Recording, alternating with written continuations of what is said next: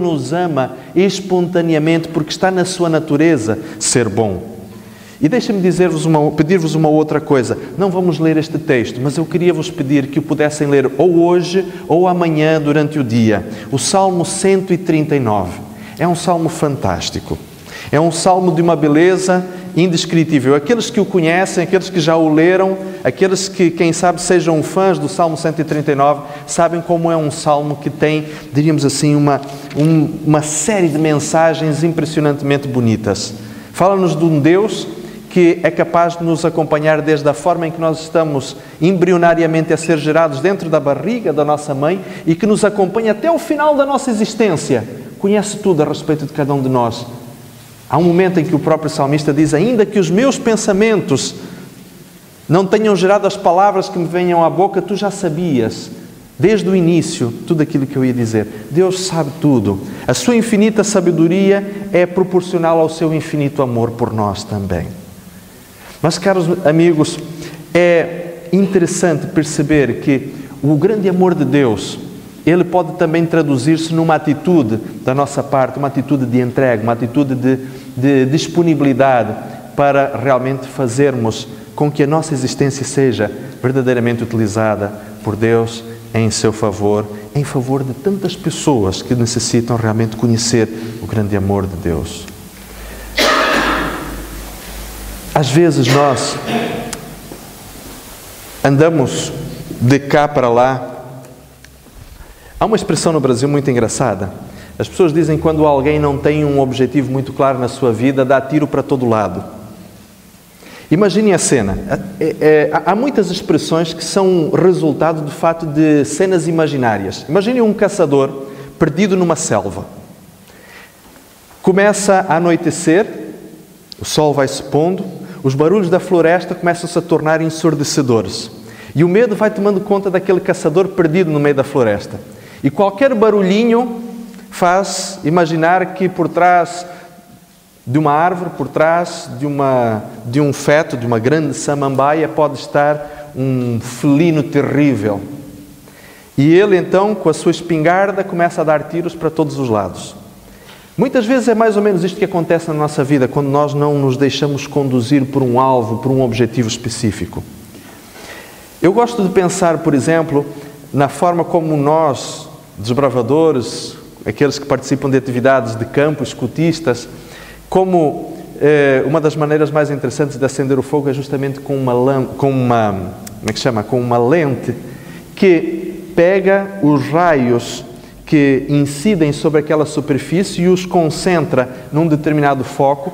E se nós acertarmos justamente com este foco, nós somos capazes de fazer com que os raios luminosos que incidiram sobre aquela lente se concentrem num ponto pequenininho, onde a força de todos esses raios é concentrada e potencializada de forma a poder gerar fogo. O que na realidade Deus nos convida justamente a fazer isto. É concentrarmos a força que Deus nos dá, concentrarmos as nossas próprias energias também para podermos fazer algo de diferente na vida de outras pessoas. Sabem, Deus, Ele nos convida de fato a este tipo de experiência, uma experiência de disponibilidade, de utilidade. E eu gostaria de vos contar a história de uma senhora que conheci há alguns anos. Uma senhora simples.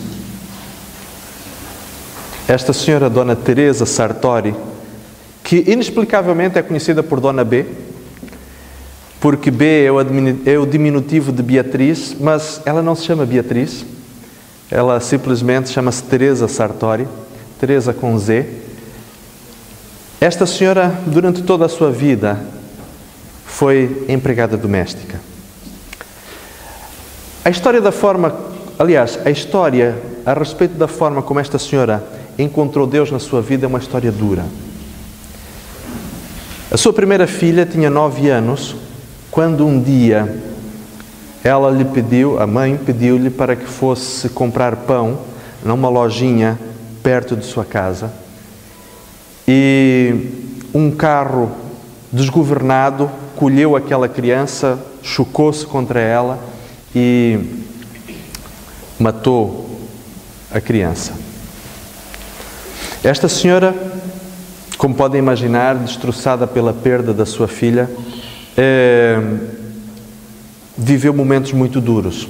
Mas a pequena Dalva, o nome da filha de 9 anos, estava frequentando uma pequena série de pregações sobre a Bíblia que estava acontecendo naquela cidade.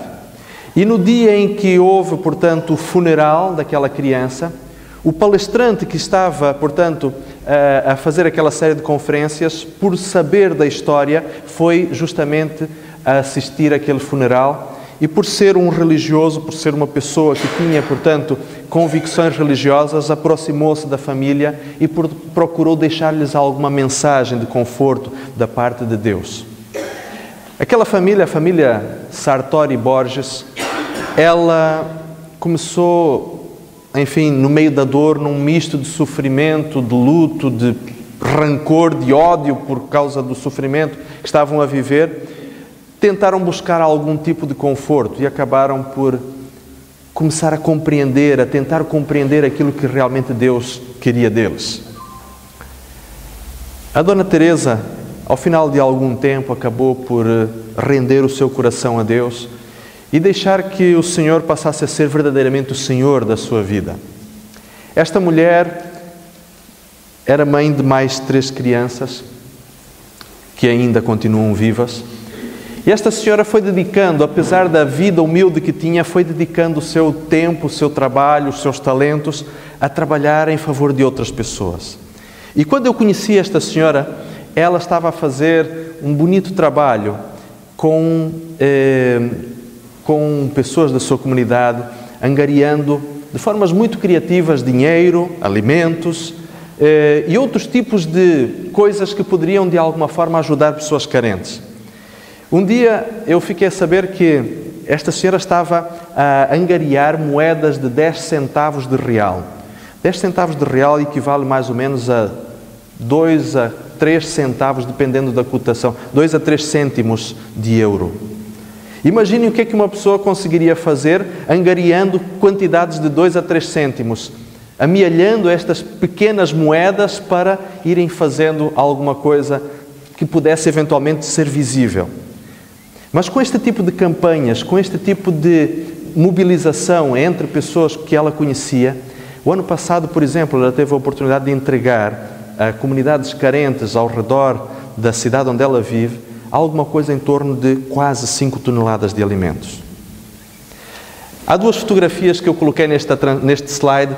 Uma delas é uma bonita paisagem da região onde ela mora. É o Portal das Missões, no Rio Grande do Sul. É uma das regiões interessantes ali naquela parte do extremo sul do Brasil.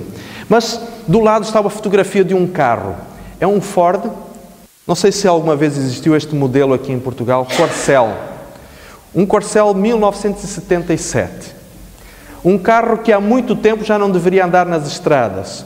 Um carro que poderia estar a fazer parte de um museu, mas é o carro da família.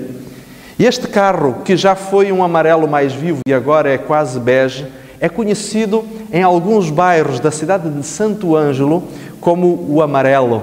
E quando as crianças veem aquele carro entrar pelas ruas do bairro, dos bairros pobres, elas vão atrás porque sabem que ali poderão encontrar algumas coisas interessantes para elas. Brinquedos, alimentos, às vezes algumas pequenas guloseimas que esta senhora com o seu marido vão entregar nos bairros por onde fazem o seu trabalho.